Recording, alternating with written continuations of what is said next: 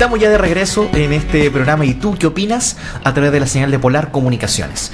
En el primer bloque, como ustedes ya lo que han podido observar el programa, estamos conversando con Cristian Cañete Leal de SECREA y se nos ha unido también del mismo equipo de SECREA Catalina Romo Escudero. ¿Cómo estás, Cata? Hola, Javier, bien, muchas gracias. Bueno, justamente estábamos hablando el bloque anterior, antes de ir a la pausa, sobre el uso de las tecnologías en este proceso de escucha, en el proceso creativo, ¿no?, de los chiquillos y chiquillas. ¿Cuál es tu opinión más o menos de este proceso que se va viendo con los niños y niñas adolescentes que trabajan en SECREA? Mira, SECREA, digamos, como proyecto nacional, tiene una mirada súper interesante respecto a las tecnologías.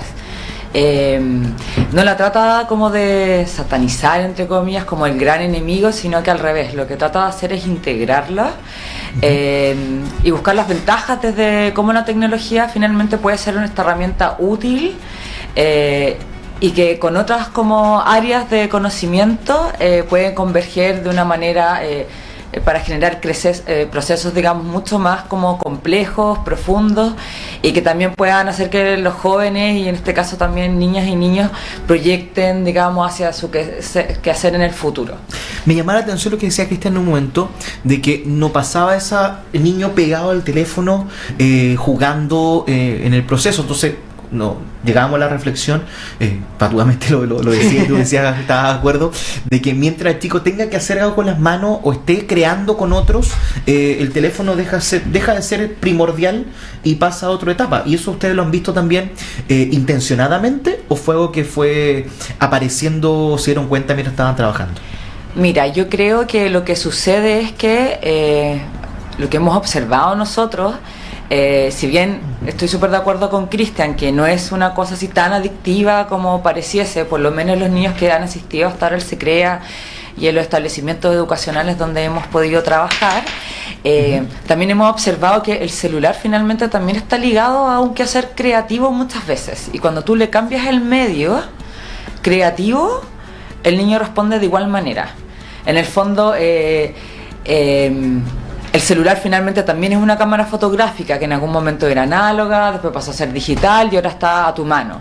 Y si tú diriges la actividad de ocupar, por ejemplo, ese celular, cámara fotográfica para grabar su entorno, para grabar sonidos y después darle un otro uso, se ha vuelto como ese como círculo vicioso de que un poco da lo mismo que esté el celular en la mano. Ahora, si tú también le cambias el celular y le pasas efectivamente una cámara fotográfica análoga, el niño no tiene ningún problema en involucrarse en el proceso de, por ejemplo, generar su propia cámara estatopeica. Siempre le digo mal. Cristian, por favor. Cámara estatopeica. Gracias. ¿Ya? Tenemos el año pasado y este año la suerte de trabajar con Patricio Riquelme, que es nuestro encargado de comunicaciones, que es un gran cineasta de la región, y él normalmente trabaja con esos medios y los mezcla, y entonces yo creo que tiene que ver un poco con eso. Creo que tiene que ver con que las instancias para jóvenes y niños son más bien carentes de procesos creativos o procesos que los dejen ser, y por eso son reemplazados por el individualismo del celular muchas veces, pero tiene que ver como con eso, con el individualismo del celular más que con el celular en sí, porque cuando ellos pueden expresarse individualmente a lo colectivo, se entregan muy fácilmente. Bueno, y justamente volviendo a lo que hablábamos también en el bloque anterior, sobre esta actividad en los lugares donde la realizan, cómo el medio social, también el medio natural, contribuye a estos procesos creativos. Entiendo que no solamente la escucha nace de los chiquillos y las chiquillas, sino también su creatividad o la propuesta que se realizan en SECREA viene también de ellos, ¿no? ¿No es tan intencionada la cosa, no es tan vertical? Para nada, o sea, metodológicamente SECREA trabaja el tema de la horizontalidad, entendiendo que somos pares. Por eso la gente que trabaja con nosotros no son profesores, no le decimos profesores ni talleristas, son facilitadores del conocimiento, y están a la par con el niño, niña y adolescente, ¿no? No es que alguien esté encima del otro por sus conocimientos, sino que está complementando al otro. Y tampoco entre ustedes. Exactamente. Y claro, nosotros los laboratorios los creamos de acuerdo a los intereses de los niños. O sea, los niños nos dicen, ¿sabes qué? En una escucha a nosotros nos interesa el tema de los pueblos originarios. Y ahí está la virtud del adulto. si a los niños les gustan los pueblos originarios, ¿cómo puedo tratar el tema de los pueblos originarios? Entonces ahí llega el retruco de la escucha y ellos eligen una temática, no sé, o un área de interés, comunicaciones. ¿Cómo mezclo comunicaciones con pueblo originario? ¿Cómo hago esto? O no sé, me gustan los enigmas también. ¿Y cómo mezclo enigmas con pueblo originario, con comunicaciones? Y ahí está la misión de nosotros los adultos, de que se nos cruzca algo que sea simbiótico, y en ese sentido puede salir como hacer no sé, máquinas encriptadoras de mensajes, para que los niños aprendan a encriptar mensajes a través del lenguaje de Yagan. Pueden tener esto. Y es una idea, y surge, así como generalmente en el equipo que trabaja con nosotros es muy creativo también, son adultos muy creativos. Es una condición ser creativo para estar en SECREA. O sea, hay que tener la mente totalmente abierta en ese sentido, creativo, o sea, entender que no, la creatividad, los únicos límites que existen para la creatividad es prácticamente los que uno se puede imponer. Si en el fondo la creatividad surge de acuerdo a una necesidad, y eso nosotros lo entendemos también, por eso siempre. Igual, como digo, nos favorece que trabajemos en un espacio, porque eso motiva que seamos más creativos también. Quizás una limitante de la creatividad, muchas veces es los recursos. Entendamos recursos económicos, recursos humanos. ¿Cómo se lo van arreglando en ese sentido? Porque ustedes son 2 en la oficina, sí. Más un equipo de 5, decían, ¿no? Sí. ¿Cómo se va arreglando eso? Porque entendemos que los recursos siempre son limitados. Pero ¿cómo sacan ese escollo para poder lograr que la creatividad de los chiquillos no se trunque por no tener los materiales o no sé? Bueno, es que esa parte también de la misión un poco del ser creativo y de la creatividad en sí. Si bien el programa tiene un sello que busca trabajar a través de manera como sustentable, buscar como materiales sustentables, que pueden ser cosas que encontremos desde la casa, también como propiciar como finalmente procesos de reciclaje y otras cosas que mucho de reutilización. Exacto, incentiva mucho eso. También creemos que no es necesario de alguna manera tener como grandes recursos, porque es un programa que, como decía Cristian antes de como la pausa, sí. Incentiva procesos, y los procesos no necesariamente finalizan en un producto acabado, sellado, perfecto, que podamos decir cómo necesitamos llevarlo a, no sé, la mejor materialización. Nosotros trabajamos bajo la idea de prototipo, de experimentación, de unión también de fuerzas con otras instituciones para finalmente, nosotros tenemos el saber, por ejemplo, artístico, ustedes tienen el saber científico, trabajemos juntos, unimos fuerzas, pero sobre todo desde el conocimiento. El conocimiento es la gran, finalmente, herramienta de la creatividad. Y no necesariamente un conocimiento como acabado perfecto, sino el querer conocer, el querer experimentar, y básicamente esas son las reglas del SECREA.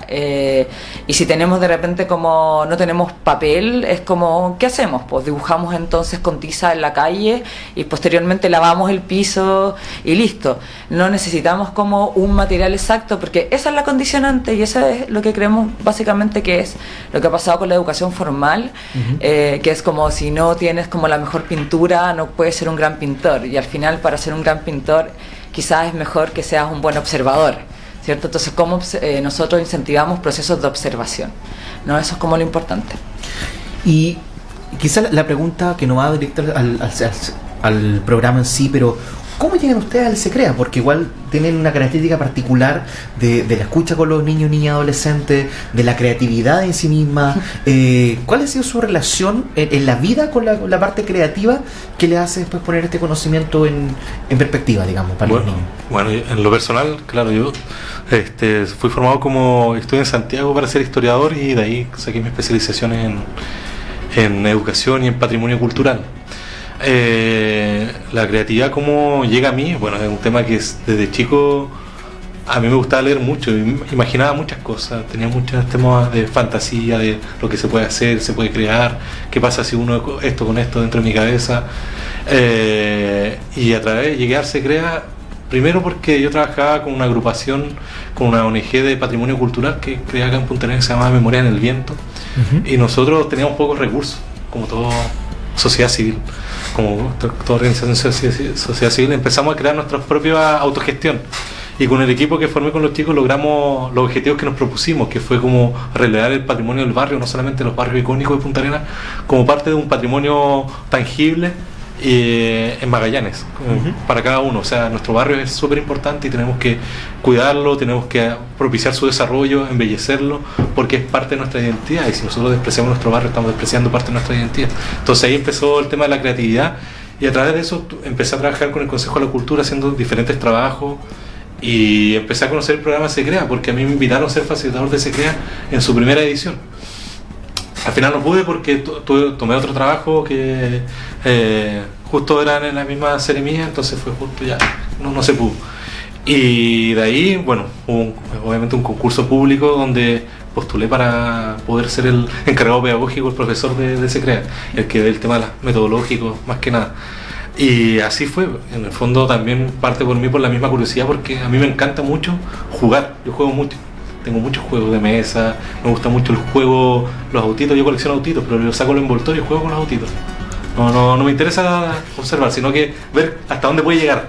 ¿Qué pasa si hago esto con esto? Y es como también algo muy matemático en el fondo, que ver las probabilidades, todo eso, para mí es súper entretenido. Y aparte que la misma formación académica que uno tiene, nosotros como historiador te van diciendo, oye, tienes que ser creativo para resolver algunas cosas del pasado, o generalmente no resolver, sino que dar otra visión, como doy otra visión que ya no esté, y ahí tienes que aplicar la creatividad, como de una misma otra visión de un hecho que ya tiene como 10 visiones.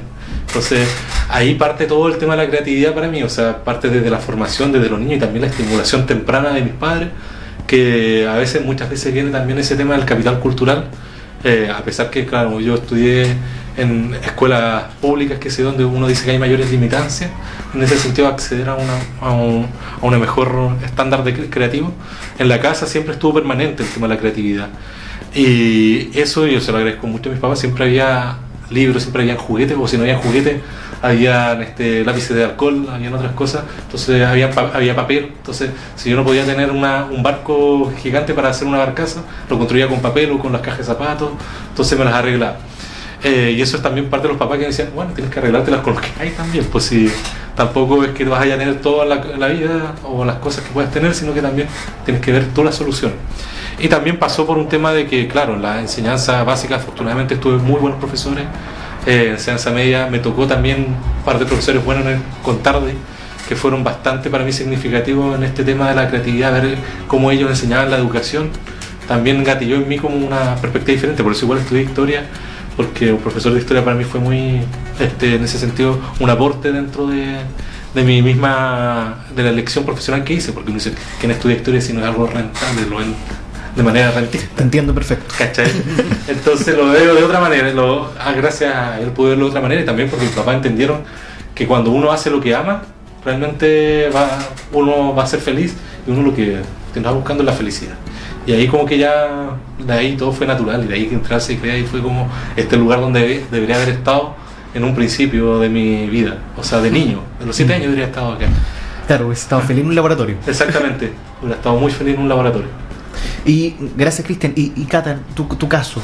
Mira, mi caso pareciese como un poco más natural, quizás como en un mundo de centros creativos, porque yo estudié artes visuales, me especialicé en escultura, y después tuve otra especialización en el mundo del paisajismo o el urbanismo proyectual, que se llama.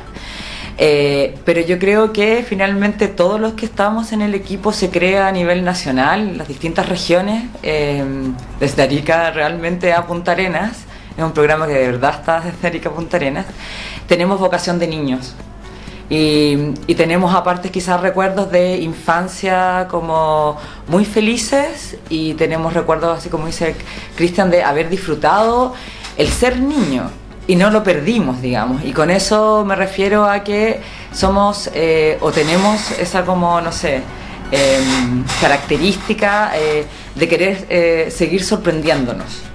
Y eso es lo que yo creo que hace que finalmente me quede como trabajando en un lugar, o que haya buscado finalmente un trabajo como en el SECREA, porque igual que Cristian son concursos públicos y finalmente se arman equipos como en el azar. Y yo creo que nos llevamos muy bien, por ejemplo, con el equipo de trabajo acá en la región y en el equipo nacional, por eso mismo, somos todos niños jugando con otros niños y propiciando, digamos, un encuentro de esa idea de jugar, porque también está como un poco en esa idea de que el juego es como perder el tiempo o en tu tiempo libre, y el Se Crea es un programa que quiere integrar eso al área de conocimiento. Cómo jugando, así como un científico experimenta, podemos descubrir cosas nuevas o redescubrir o inventar maneras nuevas para y etcétera. Y yo creo que eso es lo que nos hace quedarnos en Se Crea y trabajar en un lugar como Se Crea y tener vocación de seguir estando en un lugar como Se Crea. Sí, me queda dando vuelta algo que acabas de mencionar, eso de la infancia feliz, porque ambos han hablado de las herramientas que le dieron sus padres, de los espacios educativos que tuvieron y también del espacio profesional que luego fueron desarrollando. ¿Sienten ustedes que están contribuyendo desde su trabajo para que la infancia de los chiquillos, chiquillas que logran participar del Se Crea sean más felices? O sea, yo creo que el programa Se Crea, como un poco trataba de decir antes, efectivamente trata de que el niño sea niño y no acelerar procesos que a veces el sistema como educacional formal o otras instancias como estar súper hiper conectado, observando o finalmente observando imágenes, no sé, como de publicidad que hacen que los niños crezcan como súper rápido. Hace una semana había una polémica con incluso como la imagen de los niños en general ya está como muy ligada a los adultos o al mundo adulto. Claro, sexualizada. Exactamente. Y el programa Se Crea, si bien no quiere infantilizar, porque tampoco se trata de eso, se trata de que efectivamente tú vayas descubriendo la vida como naturalmente, ¿no? Sin imposiciones de cómo tienen que ser las cosas. Y en eso hemos visto muchos niños que llegan, y esto es como súper igual triste, tener que contarlo, que llegan a veces al programa con profundas depresiones. Hay niños, uno tiene mucha cercanía muchas veces con los apoderados o adultos que están a cargo de los niños, y en el Se Crea encuentran un lugar donde ellos pueden finalmente como ser, ¿no? Como ellos, y entender que esas cosas que muchas veces los hacen entrar en depresión son virtudes, ¿no? Y ahí es donde la creatividad es como la herramienta y el arma más como maravillosa que puede existir. Sí, bueno, complementando lo que dice Cata, obviamente uno cuando ve a los niños y si le estás haciendo feliz o cambiando su vida, creo que todavía nosotros no podemos llegar a esa conclusión, el programa es muy joven, pero sí vemos ciertas cositas que a nosotros nos ha llenado también. O sea, no solamente hemos visto niños que han entrado con depresión a nuestro programa y adentro se sienten tan bien que a mí, por ejemplo,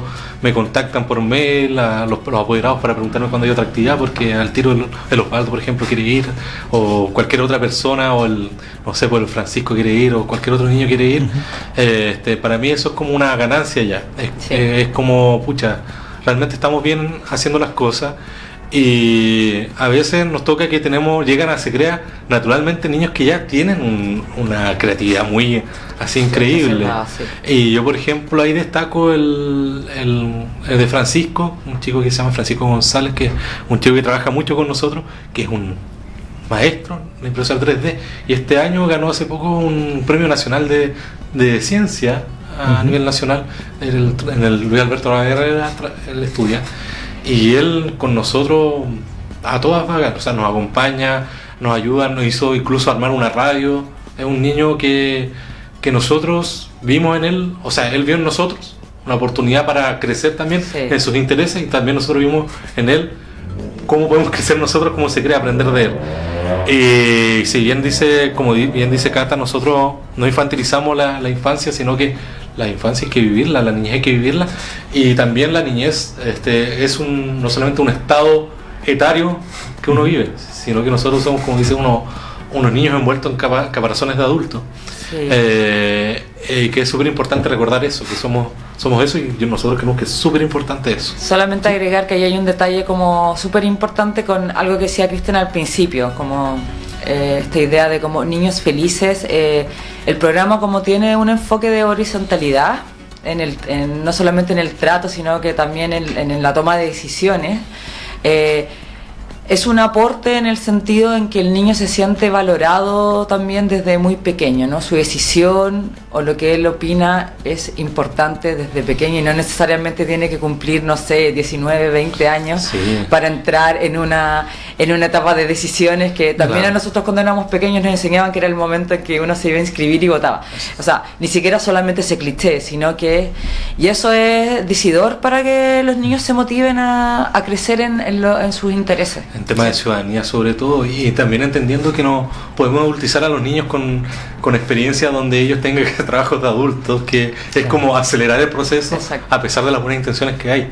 Y eso nosotros también sentimos. O sea, ahí yo la gran crítica que uno puede hacer a estos parques temáticos que buscan que los niños repliquen, no sé, por ser operador de línea aérea, que sean bomberos, que sean policías, que sean médicos, es acelerar un proceso. Yo creo que la niñez no se trata mientras sea jugando no hay problema. O sea, claro, pero hasta qué punto eso tienen que cobrar un sueldo, entonces al final lo quieres introducir al mundo adulto o realmente quieres que juegue, porque en el fondo está fomentando la competencia del que tiene más. Sí, lamentablemente me hiciste recuerdo una actividad una vez cuando estaba proponiendo que decían justamente que la moraleja de la actividad tenía que ser que los chicos ganaran una recompensa por su trabajo, porque las cosas no son gratis. Entonces, obviamente es una visión ideológica que está metida, pero que se contrapone a esta visión de derechos y también de que los niños son niños. Sí. Exactamente, los derechos son inalienables, los derechos del niño. O sea que no se pueden sustituir, no se pueden cambiar, no se pueden... No, si tú no cumpliste esto, perdiste este derecho. O sea, eso para nosotros lo tenemos súper claro, y cuando llegamos a los establecimientos educacionales o a donde llegamos a los apoderados, les decimos, nosotros trabajamos mucho el tema de los derechos, entendiendo que nos dicen, pero los deberes, bueno, el primer deber del humano es respetar los derechos del otro. Justamente Entonces, quería preguntar por eso, porque está en discusión muchas veces, más después del estallido, esa contraposición que algunos ponen, o esta dicotomía entre derecho y deber. Claro. Y qué bueno que lo mencionas, que el primer deber justamente es respetar los derechos de los otros. Sí. Entonces, claro, o sea, nosotros siempre ha sido así, incluso antes del estallido nosotros lo planteábamos a todos. O sea, el derecho fundamental del humano es que se le respeten sus derechos, y que otro derecho es que tú respetes los otros derechos. Y en el fondo no puede haber un deber antes que un derecho. Y eso, claro, es muy difícil en una sociedad, llegarlo a entender en una sociedad, porque, claro, todos tenemos que cumplir, todos tenemos deberes ciudadanos, más que deberes, y los deberes ciudadanos se van dando de forma natural una vez que tú vas respetando los derechos de los demás, vas entendiendo por qué existen los derechos. Los derechos existen por un tema se crea para que tú fomentes la ciudadanía activa de los niños. O sea, que los niños se den cuenta que si ellos ejercen un derecho, están cumpliendo un rol ciudadano, un rol en la sociedad. Y eso creemos que es súper fundamental en nuestro programa. Es como lo que nos mueve a nosotros, como te digo, la Convención de los Derechos del Niño es todo para nosotros. Es como nuestra gran paraguas. Es nuestro gran paraguas para lo que estamos haciendo. Obviamente trabajamos la creatividad, trabajamos lo del juego, lo lúdico, porque son parte de los derechos también del niño. Claro. Pero ese es nuestro gran paraguas. Bueno, nos queda muy pocos instantes de programa. Aprovechar de mencionar qué es lo que se viene, así en 20 segundos, para este año 2020. Bueno, año 2020 se viene con clubes de la red Se Crea. Vamos a próximamente a través de nuestro Instagram, Facebook. También estamos armando una base de datos, así que la gente que nos está escuchando... Para que le llegue directo también. Exactamente, para que le llegue directamente a su mail o al teléfono al cual nos puedan enviar, digamos. Así que cualquier persona que escuche y que quiera saber noticias sobre Se Crea magallanes@gmail.com. Y ahí nosotros enviamos directamente, nos pueden buscar en Facebook como Se Crea Punta Arenas, y también en Instagram. Como Se Crea Punta Arenas. Perfecto. Y ahí van a saber las noticias desde marzo sobre club de lectura. Este año vamos a tener club de lectura de ciencia, de misterio, policiales. También se viene el club de cine, club de radioaficionados, club textil. Tenemos laboratorios variados que tienen que ver con botánica, con juguetes, carpintería Rivera. Vamos a trabajar en museo con proyectos que tienen que ver también con patrimonio y monumentos, resignificación de lo que es eso. Y en general es un mundo convergente, como dijo Cristian, entre ciencia, tecnología, arte, comunicaciones y sustentabilidad. Así que eso. Perfecto. Ya nos escucharon, amigos y amigas. Les presentamos el Se Crea el día de hoy. ¿Y tú qué opinas? Y nos encontraremos el próximo jueves, Dios mediante, en este espacio de Polar Comunicaciones. Agradecer nuevamente a Cristian y a Cata su presencia en este espacio. Y nosotros nos encontramos el jueves a las 4 de la tarde por esta misma señal. Muchas gracias. Polar Comunicaciones, radio, televisión e internet presentó ¿Y tú qué opinas? Un programa dirigido a la juventud magallánica en estas vacaciones. Conduce Javier Muñoz.